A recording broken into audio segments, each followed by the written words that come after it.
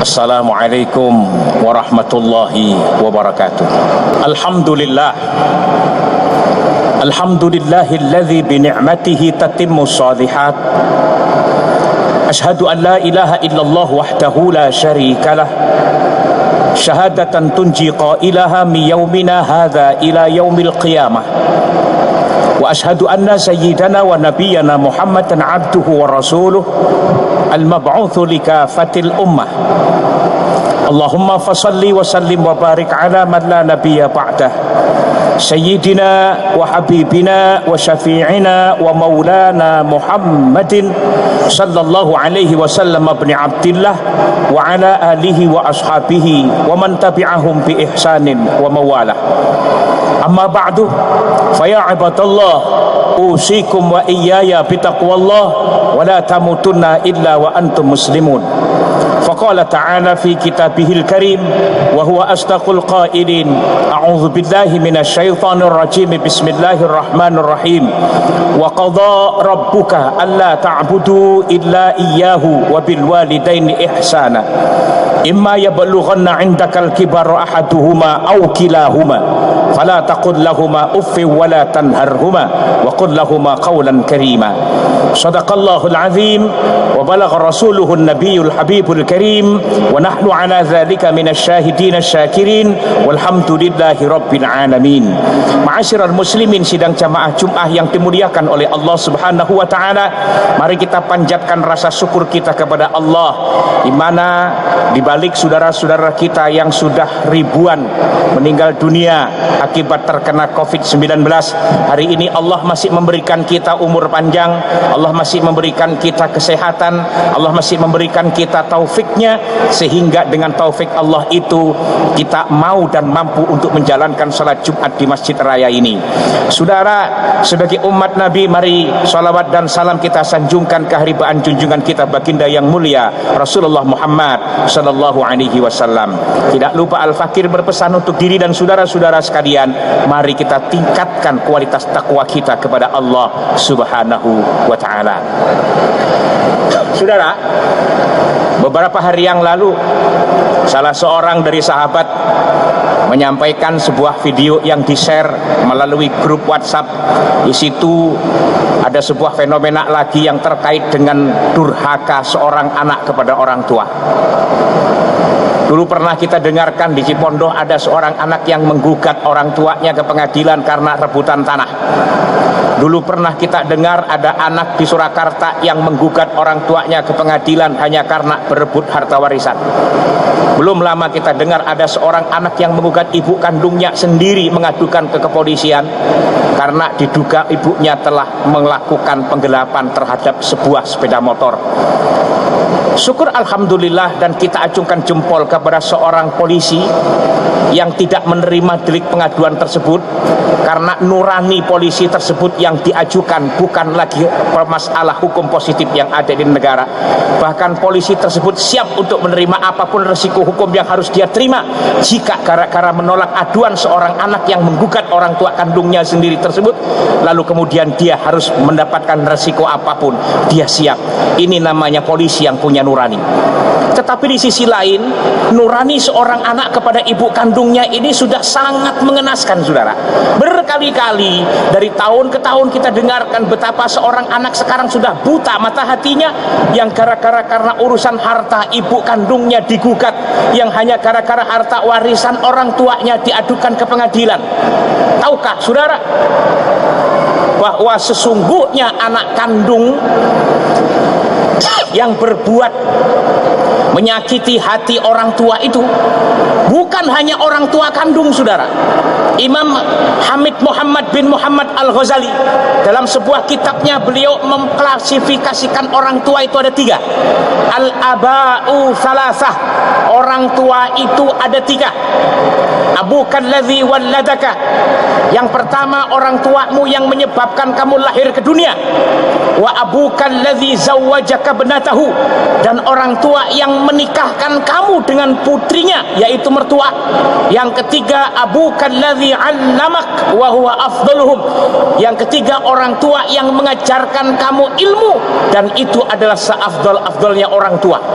Saudara-saudara sekalian, tiga orang tua ini punya konsekuensi masing-masing. Yang pertama, orang tua yang menyebabkan kita lahir ke dunia, yaitu ibu dan bapak kandung kita. Ibu bapak kandung kita ini, saudara, bahkan di dalam sebuah hadis menjadi jaminan ridho Allah. Kalau kepingin kita dapat ridho Allah, maka kita harus mencari ridho kedua orang tua kandung kita. Ridho Allah fi ridhal walidain wa sukhtuhu fi sukhtihima. Kan setidaknya ada 3-4 kategori ucapan dan perbuatan anak yang dinilai durhaka. Apa itu? Yang pertama, ibka, membuat orang tua menangis, sedih karena kecewa atau sakit hati. Ini terutama yang masih punya ibu bapaknya yang masih hidup. Adik-adik, saudara-saudaraku sekalian yang masih punya orang tua, hati-hati jaga. Menurut Sayyidina Umar bin Khattab, membuat orang tua menangis karena kecewa, membuat orang tua menangis karena sakit hati, itu tergolong mendurhakai orang tua. Apapun sebabnya, kalau menangisnya orang tua itu karena kecewa, karena sedih, karena sakit hati, maka itu bernilai durhaka. Berbeda kalau menangisnya karena terharu akibat prestasi anaknya, itu justru bernilai berbakti. Tapi membuat orang tua kandungnya menangis karena kecewa, karena sakit hati, orang yang seperti ini sudah dinilai durhaka kepada orang tuanya. Yang kedua, berkata dan menatap tajam terhadap mata kedua orang tuanya.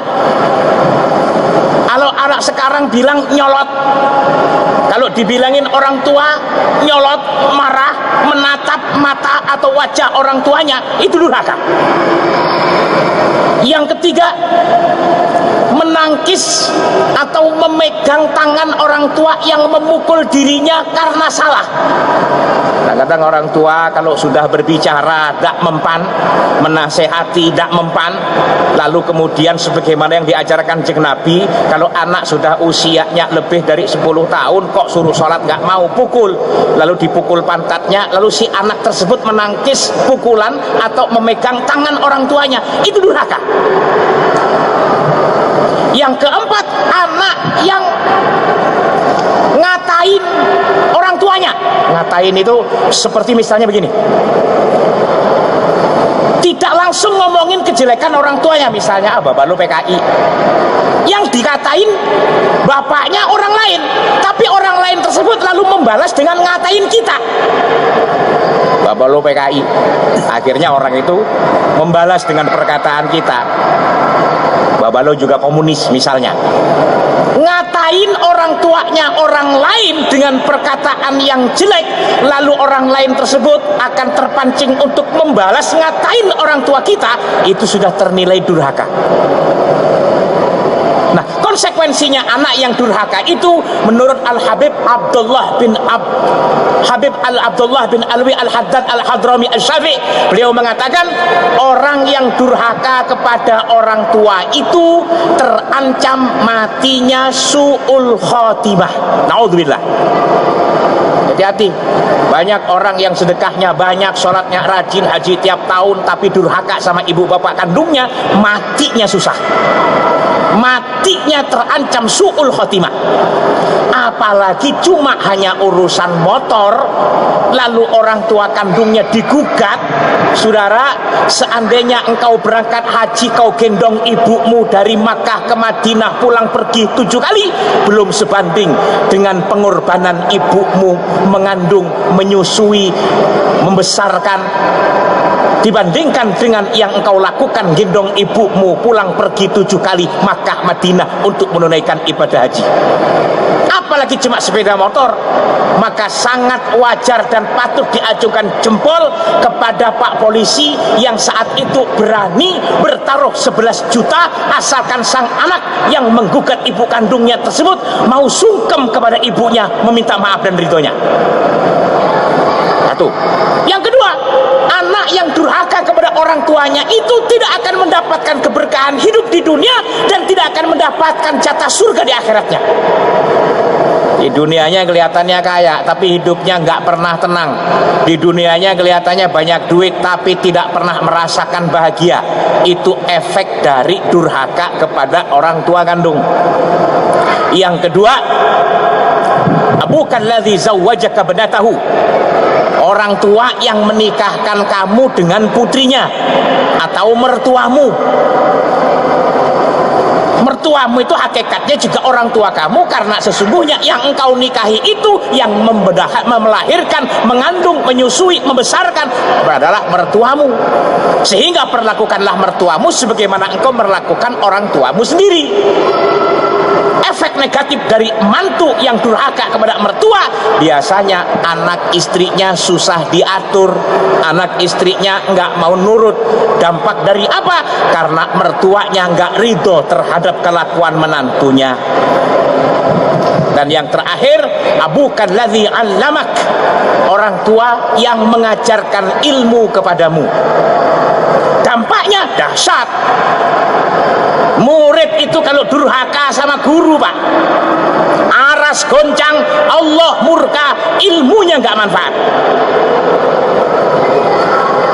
Banyak orang yang pandai sholat, ngerti ilmunya sholat, tapi sholat nggak mau. Banyak orang yang tahu minum-minuman keras itu haram, tapi karena ilmunya nggak manfaat, tetap aja minum-minuman keras. Banyak orang yang tahu sholat tahajud itu sunnah muakkadah, tapi untuk mendirikan sholat susah. Ngantuk? Oh tidak, buktinya dia nonton bola, tetapi tahajud nggak mau. Nonton bola kuat, tahajud enggak. Kenapa? Ilmu yang tidak bermanfaat. Karena itu saudara, tiga orang tua ini, orang tua yang menyebabkan kamu lahir ke dunia, orang tua yang menyebabkan kamu menikahi putrinya, yang menikahkan kamu dengan putrinya, dan orang tua yang mengajarkan ilmu kepada Anda sekalian adalah orang tua kita yang wajib kita hormati, yang wajib kita baiki, yang wajib kita taati. Sejauh perintahnya tidak bertentangan dengan syariat Allah. Sebab kata Nabi, la ta'ata li makhlukin li maksiatil khaliq. Enggak boleh seorang makhluk taat kepada makhluk yang lainnya kalau maksiat kepada Allah sang pencipta. Di akhir kalimat khutbah ini ingin saya sampaikan sebuah firman Allah, wa qadha rabbuka alla ta'budu illa iyyahu wa bil walidaini ihsana. Dan Tuhanmu telah memerintahkan kepadamu untuk tidak menyembah Tuhan kecuali hanya kepada Allah. Wabil walidaini ihsana, dan kepada kedua orang tuamu hendaklah kamu berbakti. Imma yablughanna 'indakal kibara ahaduhuma aw kilahuma, sehingga pada saatnya nanti salah satu antara keduanya atau dua-duanya telah lanjut usia, wala taqul lahuma uff, jangan sekali-kali kau ucapkan kata-kata yang kasar. Wa qul lahuma qaulan karima, dan bertutur katalah kamu kepada mereka berdua dengan tutur kata yang mulia, yang sopan, yang baik. Mudah-mudahan kita dan seluruh anak cucu keturunan kita ditakdirkan oleh Allah menjadi anak yang berbakti kepada kedua orang tuanya, kepada guru-gurunya, dan kepada mertuanya. Dan dengan kebaktian itu mudah-mudahan Allah menjadikan kita semuanya husnul khotimah.